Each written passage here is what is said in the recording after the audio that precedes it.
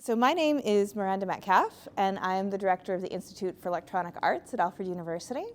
We're a nonprofit within Alfred University. We do many things, among them host artist residencies. And so Jake Brush, whose video we'll be seeing here tonight, is here visiting us for the week as our artist in residence. But before we get started, I want to gratefully acknowledge the Onondaga people on whose ancestral homelands we gather and the diverse and vibrant Native communities who make their home here today. The IEA and events such as this are sponsored by the Ralph C. Wilson Foundation, the New York State Council for the Arts, the National Endowment for the Arts, the Shine Joseph Endowment, the School of Art and Design, and the Department of Expanded Media at the New York State College of Ceramics. The IEA has events like this throughout the year, so we do have a newsletter that's Arts at Alfred, which is a lot of them, so please consider signing up, coming across the stream and come seeing us. We'd love to do more of this sort of cross-college programming together. And I also want to thank Alfred State College for generously hosting the event tonight and everyone who helped make that possible. Tonight, as I mentioned, we will be screening a piece by Jake Brush. Jake is an artist working in video, performance, sculpture, and installation. Jake has participated in residency programs across New York before coming to the IEA. And in 2023, so earlier this year, The Shed in New York City commissioned Jake's Pet Potpourri. And so since you're not seeing it written, I think pet and potpourri. So it's Pet Potpourri. A video installation with sculptural elements. Jake's works draws from junk television, think MTV's The Challenge, The Jerry Springer Show, and niche Long Island celebrities, like a woman selling sex out of a hot dog truck, or a man who is an eccentric owner of a pet store. These characters comedically range through fantastical, inescapable worlds vying for power, through never-ending attention-seeking. And the video element of this commission, Pet Potpourri, is the film we will be screening this evening. Responding to the mundane realities and alienation of American life, Jake creates comedic characters that draw on trash television and local celebrity from his Long Island hometown. In the video, Pet Potpourri, he presents one of these characters, the neighborhood pet store owner, Mark Maroney. Inspired by a real-life Long Island TV host by the same name. Viewers will see an apocryphal universe of controversies surrounding Maroney's 1996 TV show. And for Jake, Maroney embodies a frantic search for media attention and commerce through the control and breeding of other living creatures. So we're gonna screen the film. Is about 20 minutes, is that right? Yep. And then after that, Jake will join me on stage and we'll have a conversation about what we saw and open it up to any burning questions from the audience. So thank you all again. I'm excited to see it. So I feel like I am also now obsessed with the original television show, Pet Potpourri. Yeah. With Wow. Marone. I didn't ask if it was Maroney, because I just seen it written, but it's Marone. Yeah. Okay. Can you tell me a little bit more about it? Like, was it truly a fixture of your childhood? And also, why do you think it resonated with you so much? Yeah, I mean, it's really popular in Long Island, the pet store, because he has like all these animals that are like illegal to have. And so it's like ostriches. He used to have owls. We would go in and see the owls and stuff as kids.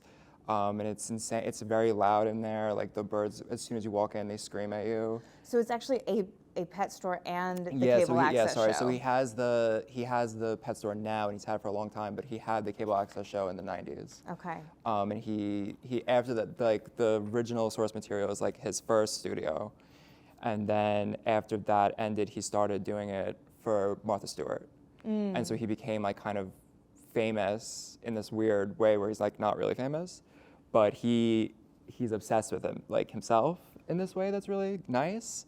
Because if you go and you ask him about it, he'll tell you anything. Mm-hmm. And when I had to write a proposal to get like funding to make this and like the objects, the sculptures and like the sets and stuff like that to build everything. And so I went and I asked him, I was like, if I made this project like kind of based on you, would you, or like with you as like a loose connection, like would you like sue me? Or would there be like legal problems of any kind? And he was like, I do not care what you do. I don't care about you at all. I will not stop you, but like don't get like in my way. And I loved that answer because that's kind of like I get that like if I'm the same way like at my job or like with this or you know anything. Yeah. So yeah, that's how it happened. But yeah, he's very much so like a big like Rockville Center character. Yeah. Do you have any reason to believe he's seen the film? No way. You don't think he would? Absolutely. He wouldn't go to fucking the not. shed? No way. No way. He doesn't even have like a cell phone. Like he doesn't have. Oh wow. Yeah, like he originally was gonna be in it, and then I talked to him about it a lot, and it just felt like every time I spoke with him, like our relationship, it was like we just met. It was like 51st dates. You had no object permanence in We just his didn't mind. really like connect. Like I don't know if he like is connectable in the way that I am, where like I'm like very moldable in conversations with people, and I can sort of just go in and like fit and like whatever. But he's not like that. Like he was very like telling me the same story over and over again, and kind of like polarizing, which was great for the material, but not for filming with, because it's like I don't need that. Like I already have that. Like that's already exists. So it was about like taking the footage that already existed and like using it to like intermittently like interrupt the story of my video, right? While also like creating like a repetition and a pattern with like the script and like what the people were talking about. Because I like to work with people that I enjoy. Like not that I didn't enjoy him, but I like to work with people that I connect with really well. So like the kids are like my nephews. My niece is wearing the lady mask with the gun, and my friends are in it and stuff like that. So yeah, that's sort of where his involvement like began and ended. Yeah, something that really stuck out to me, particularly about the archival footage, is this way that cable access really truly had a capacity for true chaos in a way that I don't think anything on contemporary television does. Yeah, because it was all live. So like the animals were all on that table together, and they would fight and bite each other and shit, and he would just be like he would kind of be like, it wasn't a big deal. When I asked him about that, he was like, it was never out of control. Right. And I was like, he was like, no, it was completely fine. People would call and like have like obscene phone calls because he had like a segment where you could call in and ask a question, because it was originally for like New York education. So they did like an animal entertainment section, and like that's where that program came from. Howard Stern would call him and like ask him all this crazy stuff. Yeah, it became like kind of a thing. But yeah, the clips resurfaced on Reddit like a few years ago, and people were like, we want to murder this guy. Yeah. And that was really interesting for me, because it was like, there's a Peppery YouTube channel that has like all the source material on it, and it's the only source material that can be found from the show. Like everything else is scrubbed, and it's like all his worst moments. And I mean, that's really interesting. Yeah. For the project, so.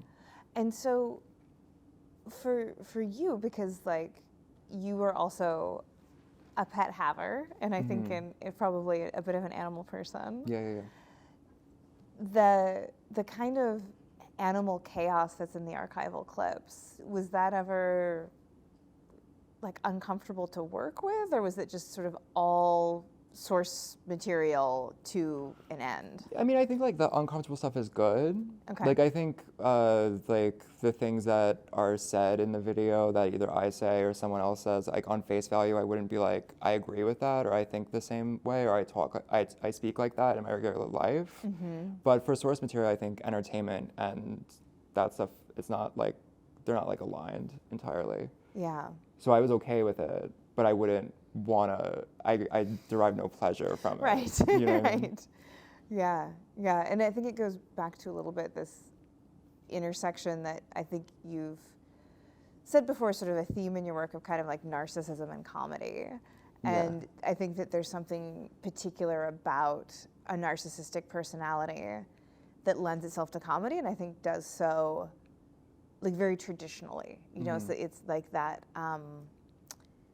it's like an emperor having no clothes kind of a situation, and is maybe something that you would see in the chaos of a live cable access show in the 1990s, but maybe something that shows up more in like scripted reality TV now? Do you think that that's a through line at all?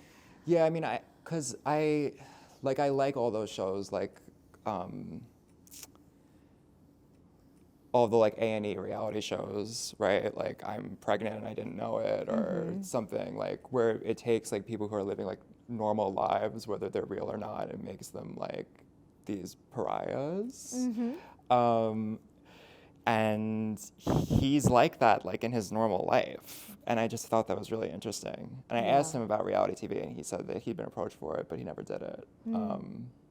But he had worked with Martha Stewart, and so that's he the had, connection. yeah. He loves Martha Stewart. He's obsessed with Martha Stewart. Like I even asked him, like I was trying to be like, is she like really cool or not? Like really? Like I was being like whatever. And he was like, no, I love her. Like I would take a bullet for her. Like blah blah blah blah. I was like, okay. That's amazing.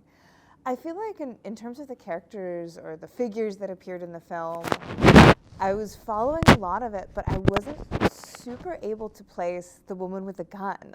Like where is she? You know, like I realized like the clone twin, the youngers with the siblings, and you know the kind of interview in a sort of psychiatric hospital setting.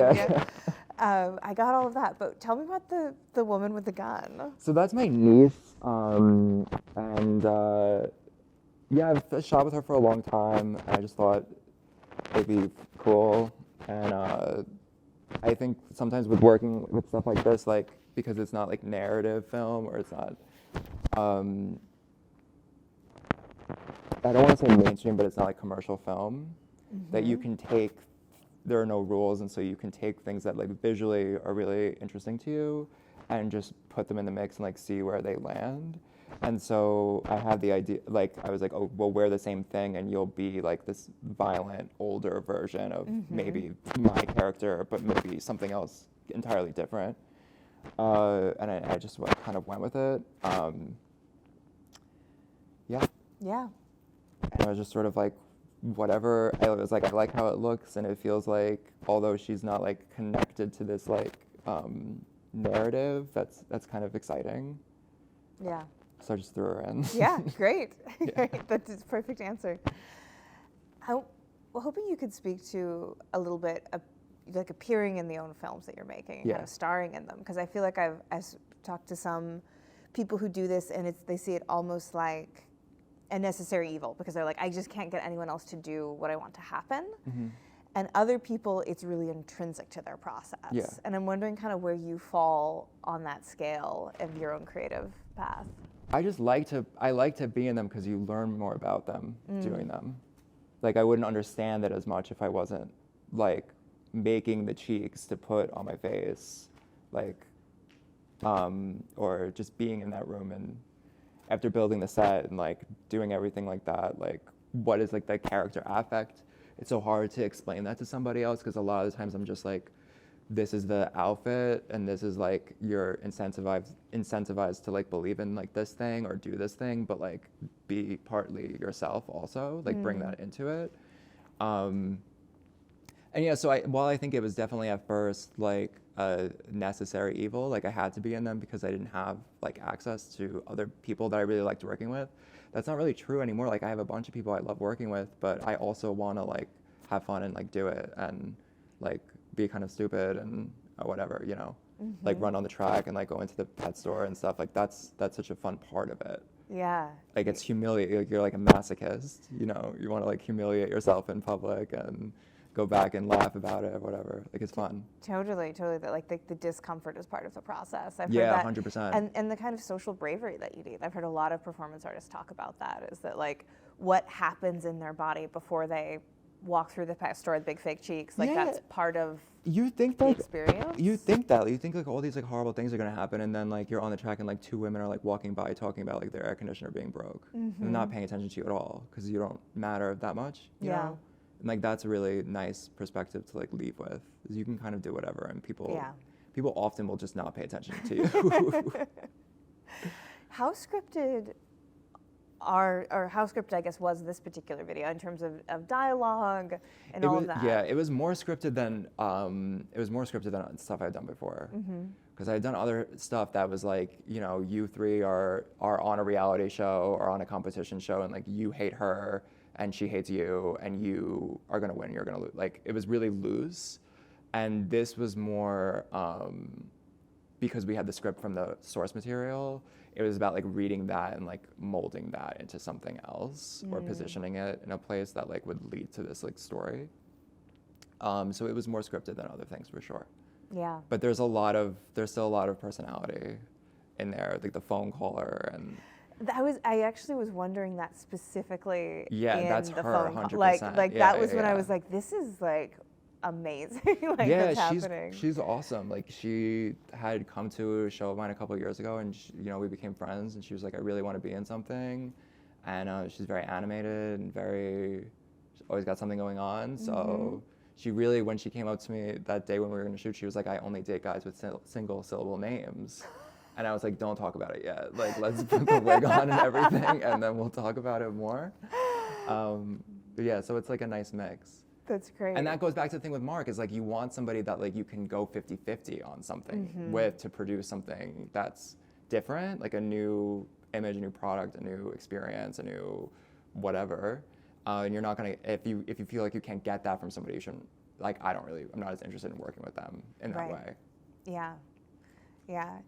Can you talk about the cheeks a bit? Yeah. The cheeks were, there's this scene in Nightmare on Elm Street where this girl gets, like, Freddy Krueger like shoves her head into a refrigerator, and she comes out and she has these huge animated cheeks. And they're tremendous.